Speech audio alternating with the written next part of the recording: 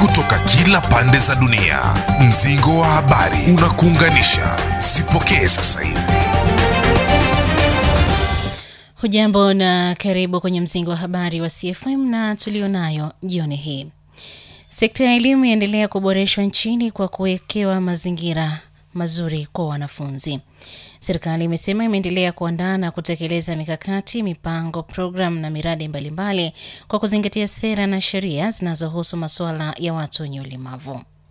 Mafuriko yaua zaidi ya watu 100 Jamhuri ya Kidemokrasia ya Kongo, na Marekani na China za kubali kupunguziana ushuru. Karibu, mimi ni Amina Abdul.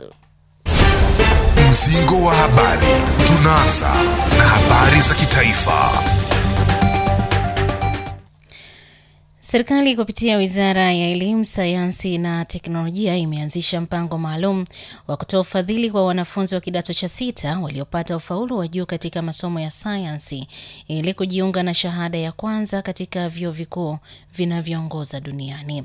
Akiwasilisha bajeti ya Wizara ya Elimu, Sayansi na Teknolojia kwa mwaka wa fedha 2025-26 bungeni jijini Dodoma, Waziri wa Elimu, Sayansi na Teknolojia Profesa Adolf Mkenda amesema: kwanza, kuendelea na utekelezaji wa sera na mitaala, mapitio ya sheria, kuandaa miongozo na kutoa mafunzo. Pili, kuongeza fursa na kuimarisha ubora wa mafunzo ya amali katika shule za sekondari na vyuo vya ufundi na mafunzo ya ufundi stadi. Tatu, kuongeza fursa na kuimarisha ubora wa elimu ya awali, msingi na sekondari. Na 4, kuongeza fursa na kuimarisha ubora wa elimu ya juu. Na 5, kuimarisha uwezo wa nchi katika utafiti, matumizi ya sayansi, teknolojia na ubunifu ili kuchangia upatikanaji wa maendeleo endelevu katika hili jumuiya. Juhudi zaidi zitatumika kupeleka vijana wa Kitanzania kusomea mambo ya sayansi ya nyuklia, mambo ya kompyuta na akili unde kwenye vyuo bora vilivyo nje ya nchi.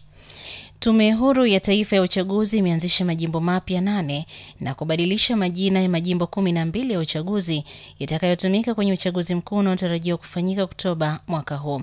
Akizungumza na waandishi wa habari jijini Dodoma, mwenyekiti wa Tume Huru ya Taifa ya Uchaguzi, Jaji wa Rufani Jacobs Mwabegele, amesema tume imefikia uamuzi huo baada ya kupitia maombi kutoka kwenye mikoa mbalimbali nchini.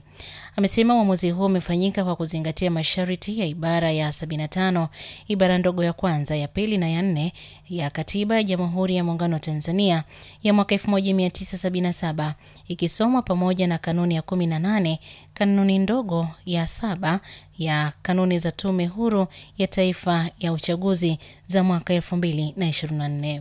Baada ya kuchakata maombi husika, tume imekubali na kuanzisha majimbo mapya 8 yafuatayo. Mkoa wa Dar es Salaam yameanzishwa majimbo mapya 2 kama ifuatavyo. Mosi, jimbo la uchaguzi la Ukonga limegawanywa na kuanzishwa jimbo jipya la uchaguzi la Kivule. Na pili, jimbo la uchaguzi la Mbagala limegawanywa na kuanzishwa jimbo jipya la uchaguzi la Chamazi.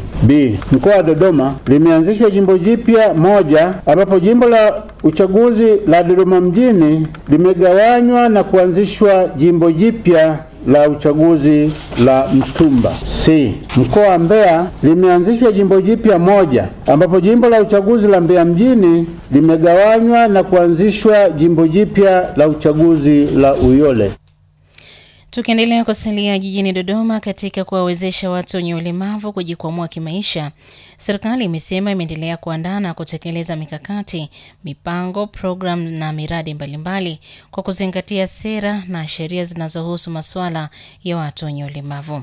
Hayo yameelezwa bungeni jijini Dodoma na naibu waziri wa nchi ofisi ya waziri mkuu, kazi, vijana, ajira na wenye ulemavu Patrobas Katambi, ambapo amesema serikali itaendelea kutekeleza mipango na miongozo ya kibajeti katika kuwawezesha watu wenye ulemavu.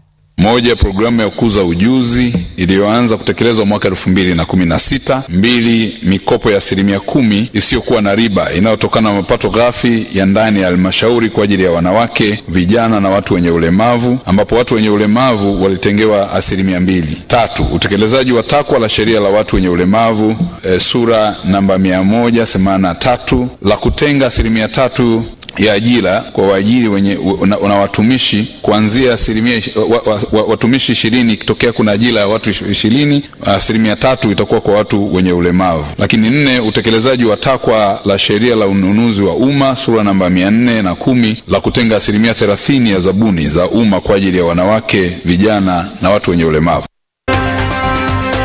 Unaendelea kusikiliza Mzingo wa Habari, na sasa ni habari za mataifa ya Afrika. Zaidi ya watu 100 wamefariki dunia kufuatia mafuriko katika kijiji kimoja karibu na fukwe za ziwa Tanganyika huko mashariki mwa Jamhuri ya Kidemokrasia ya Kongo.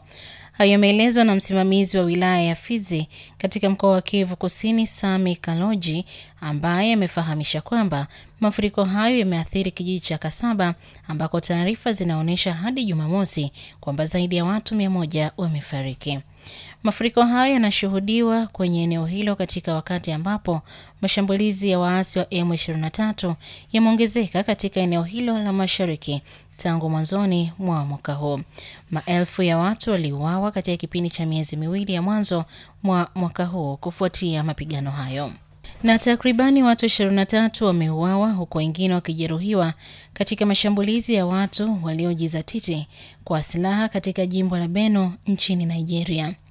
Ofisa wa serikali ya mtaa wa Kwande, Ray Anuve, katika mahojiano yake na gazeti moja la Nigeria hapo jana Jumapili, aliwatuhumu wafugaji wa jamii ya Fulani kuwa ndio waliofanya mashambulizi hayo katika vijiji vya jimbo hilo la kaskazini ya kati ya nchi. Anuve amethibitisha kuwa watu 23 waliuawa wakiwemo watoto wadogo. Amesema kuwa nyumba kadhaa pia zilichomwa moto wakati wa mashambulizi hayo na kwamba washambuliaji walipora chakula cha wanakijiji.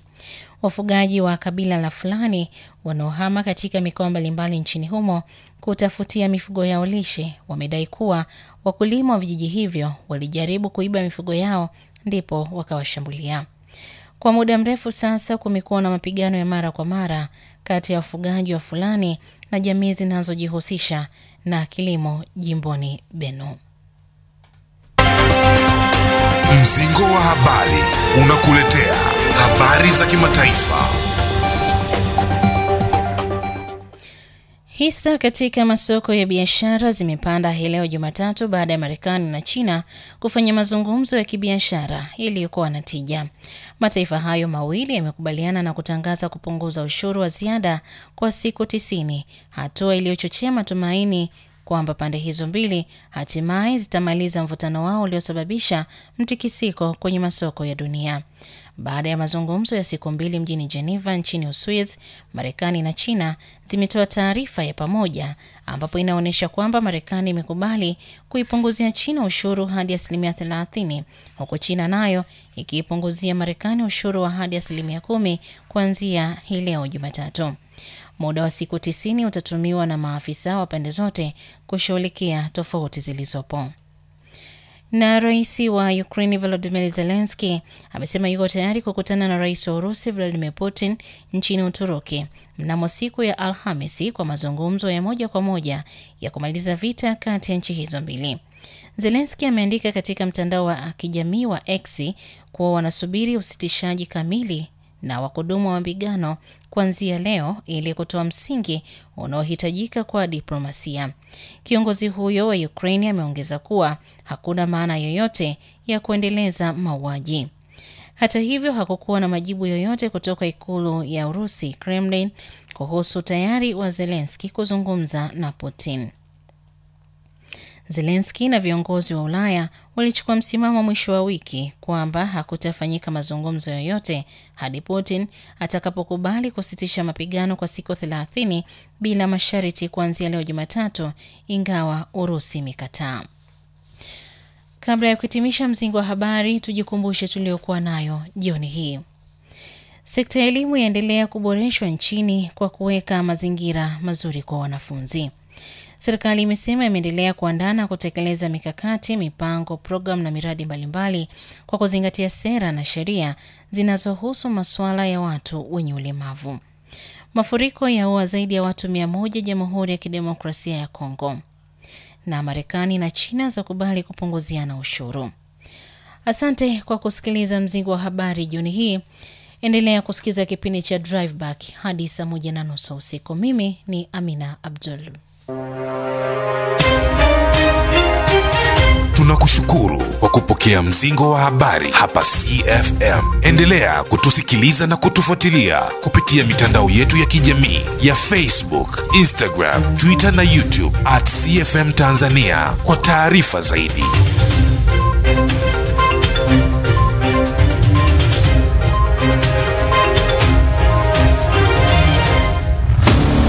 103.3 CFM Kondoa. Uimara wako unazipokea sasa hivi.